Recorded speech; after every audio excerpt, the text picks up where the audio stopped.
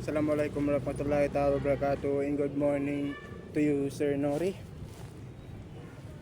Um, this is our mindful immersion activity or mental health break activity. Title, Morning Bike Ride. This morning, I choose to go for a bike ride around our neighborhood as part of my mindful immersion activity. As I prepare my bicycle, I could feel the cold morning breeze brushing against my skin.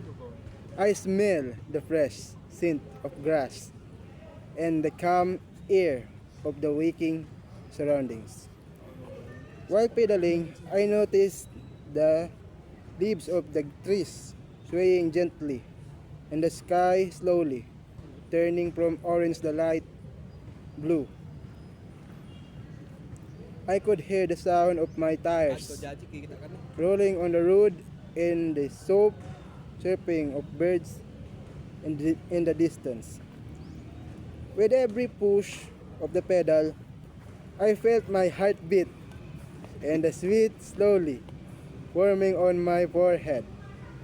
At that moment, I wasn't thinking of anything else, just my breathing, my movement, and the scenery around me. I felt peace, freedom, and gratitude because in that simple morning ride, I reconnected with nature and with myself. Bilang isang siklista, favorite ko ang bundok dahil gusto ko talaga makita ang lugar natin. Katulad ng Budtukay, Bud Sinumaan, Bud Sawaki, Bud Dato. Favorite ko talaga mag-ride sa bundok dahil natatanaw ko ang lugar natin. Mayroong sariwang hangin, magandang tanawin at higit sa lahat masaya. Dahil ang pagbabike ay parang pag-aaral. Pedal ka lang ng pedal hanggang sa makagraduate tayo. Day 1. I was able to bike early in the morning and enjoy the fresh air. I had a delicious breakfast after exercising. I talked to a friend I hadn't seen in a while. The weather was perfect all day. I felt happy and energetic. Day 2. I helped with chores at home before leaving. I had time to rest and listen to music. I studied well and stay focused. Someone helped me with my schoolwork. I laughed so hard because of my funny conversation with a friend. Day 3. I had a meaningful talk with my parents. I received good news from my classmates. I learned something new from an online video. I had time to pray and reflect. I enjoyed a quiet and calm night before sleeping. Day 4.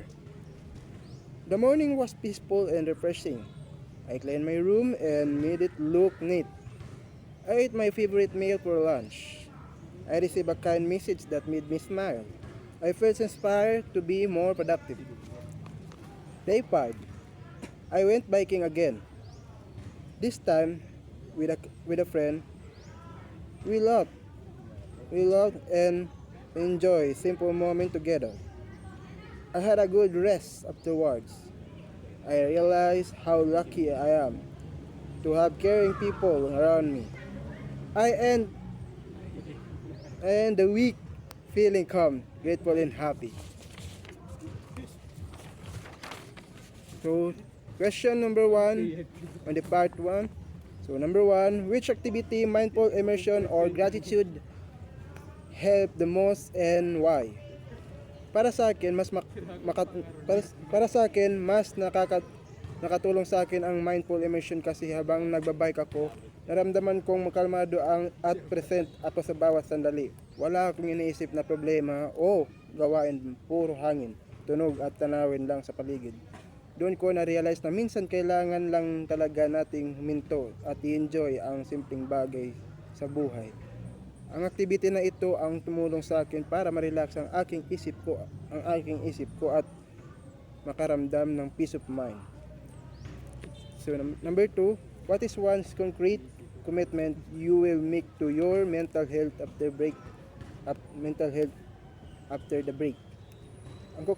Ang konkretong pangako ko para sa aking mental health ay maglalaan ako ng oras para sa sarili ko at araw-araw, kahit ilang minuto lang para magbike, maglakad o umupo sa tahimik na lugar.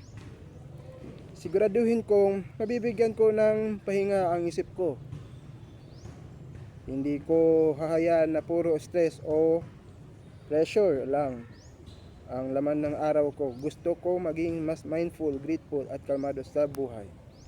Ang pinakakatulong sa akin ang information, natutunan ko na minsan kailangan lang natin huminto, sandali at namnamin ang kasalukuyan. Sa simpleng pagbabike, nakapagpahinga ang isip ko at nawala ang stress. After this mental health break, my concrete commitment to my mental health is to continue doing short mindfulness activities like biking, journaling, or spending quiet time outside. I will make sure to give myself time to breathe and appreciate small moments every day.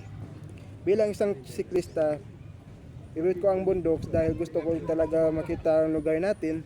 Katulad ng Budto kay Bud Sinaman, Bud Sawaki at Bud Dato. Favorite ko talaga mag-ride sa bundok dahil natatanaw ko ang lugar natin. Mayroon sariwang hangin, magandang tanawin at higit sa lahat ay masaya. Dahil ang pagbabike ay parang pag-aaral. Pedal ka lang ng pedal hanggang sa makagraduate tayo. Kung hihinto ka man sa pagpapedal o di magtulak ka para maabot mo ito. Yun lamang po. Maraming salamat po.